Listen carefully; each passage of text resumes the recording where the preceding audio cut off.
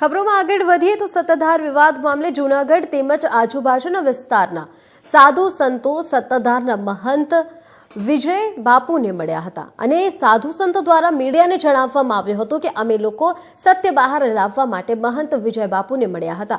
અમને વિશ્વાસ છે કે ટૂંક સમયમાં જ સત્ય બહાર આવશે. સત્તાધાર ખાતે જૂનાગઢના મહાદેવગીરી બાપુ, સુખરામદાસ બાપુ, મહાદેવ ભારતી બાપુ, રામ બાપુ સહિતના આજુબાજુના વિસ્તારના સાધુ સંતો મોટી સંખ્યામાં ઉપસ્થિત રહ્યા હતા. તો બીજી તરફ આ સંમેલનમાં પૂર્વ IPS અધિકારી DG વડઝારા પણ ખાસ ઉપસ્થિત રહ્યા હતા. અત્રે ઉલ્લેખનીય છે કે થોડા દિવસ પહેલા સત્તાધારના મહંત વિજય બાપુ પર તેમના ભાઈ નીતિન ચાવડા દ્વારા ગંભીર રક્ષકો કરવામાં આવ્યા હતા. સાધુ સંતો દ્વારા સત્તાધારના મહંત વિજય બાપુની આ મુલાકાતને ખૂબ જ અજ્ઞાતની ગણાવવામાં આવી રહી છે.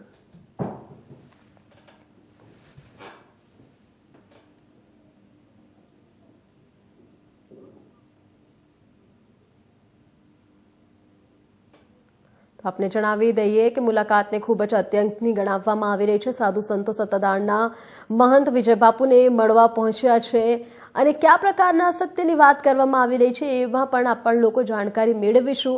સાધુ સંતો મોટી સંખ્યામાં ઉપસ્થિત રહ્યા હતા.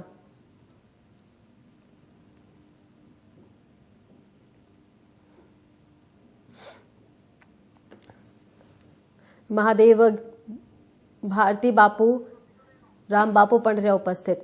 તો આ ખબર પર વધુ માહિતી આપવા બદલ અમારા સંવાદદાતા ભાવિક જોશી અમારી સાથે જોડાઈ ચૂક્યા છે. ભાવિક, જે પ્રકારની આ ખબર છે કે સાધુ સંતો મોટી સંખ્યામાં ઉપસ્થિત રહીને બાપુથી મળવા ગયા છે, મહંત વિજય બાપુને મળવા ગયા છે અને કયા પ્રકારના સત્યને બહાર લાવવા માટેની જે વાતો છે એ કહેવામાં આવી રહી છે, શું છે આ વિગતો?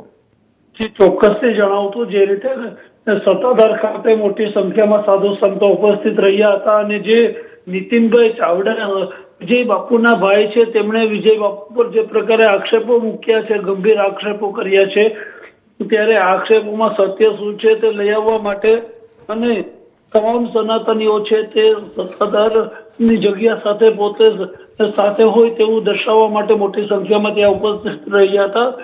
વિશેષ કરીને જે DG વડઝારા છે, IPS અધિકારી છે પૂર્વ, તેઓ પણ ખાસ ઉપસ્થિત રહ્યા હતા અને તેમણે પણ કહ્યું હતું કે આ શ્રદ્ધાનું કેન્દ્ર છે, આસ્થાનું કેન્દ્ર છે, તેને બદનામ કરવાની કોશિશ કોઈએ ના કરવી જોઈએ.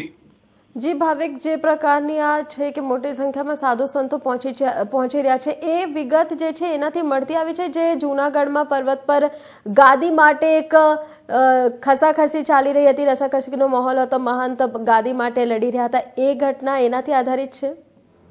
જી હા, એનાથી થોડીક આધારિત ન કહી શકાય, પરંતુ તેના ભાઈ દ્વારા જે આક્ષેપો કરવામાં આવ્યા છે તો ક્યાંક ને ક્યાંક જોવા જઈએ તો આ ઘટના જે છે તેણે હાલ તો અનેક પ્રશ્નો સર્જ્યા છે.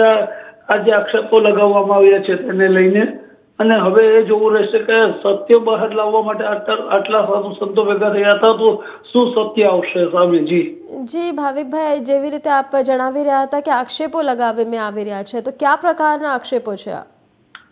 જગ્યા ઉપર જે અનેક પ્રકારના પૈસાને લઈને પણ આક્ષેપો કરવામાં આવ્યા છે, જે ન કરવાના આક્ષેપો છે એ પણ એના ભાઈ દ્વારા કરવામાં આવ્યા છે. ત્યારે હવે આ જે એક ધાર્મિક જગ્યા છે, ધાર્મિક જગ્યાની અંદર આ નવો વિવાદનો મજકૂડો છેડવામાં આવ્યો છે, ત્યારે આગામી દિવસોમાં જે આક્ષેપો છે તે કઈ પ્રકારના હોઈ શકે અને તેમાં શું સત્યવાર આવશે તે સમય જ નક્કી કરશે આગળ. જી ભાવિક, માહિતી આપવા બદલ આપનો ખૂબ ખૂબ આભાર.